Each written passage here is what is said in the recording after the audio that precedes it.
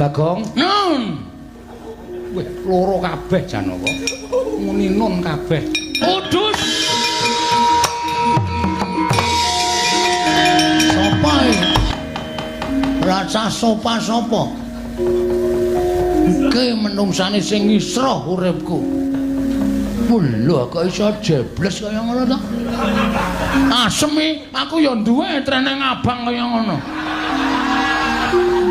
Ya ming pas teles aku iki kok diagem kok. Wah, jan penyakit. Weh, aja ngawur gawar-ngawur.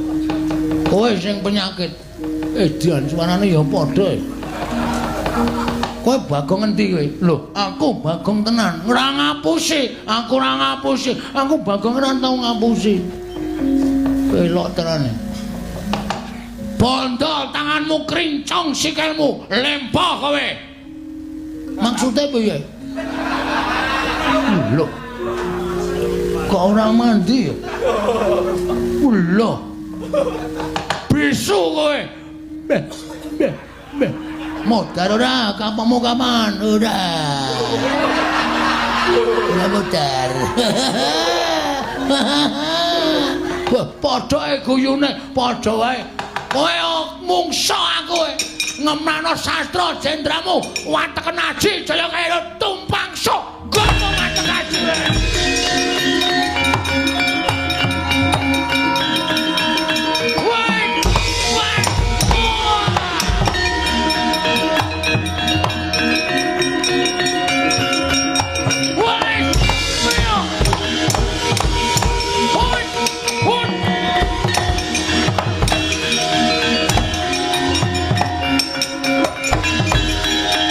Bekas pemain ketoprak kok ya. Iso salto mundur barang. Sik. Iki aku kok ngedep kaca. Kaca tedhik kok ye. Ora ngawur kowe sak karepe dhewe ora. Iki Bagong iki Bagong. Rumangsamu sak penake dhewe. Iki sing Bagong, iki sing Bagong, iki sing Bagong.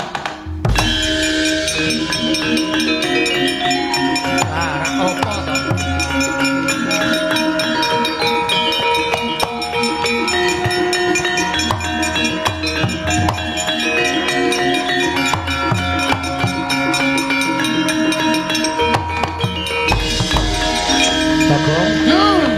Lara apa to? Loro kabeh Janaka. Muni nun kabeh. Wonten dawuh sinuwun, wonten dawuh sinuwun. Lho. Suarane wae padha. Ponokawan Bagong. Nun.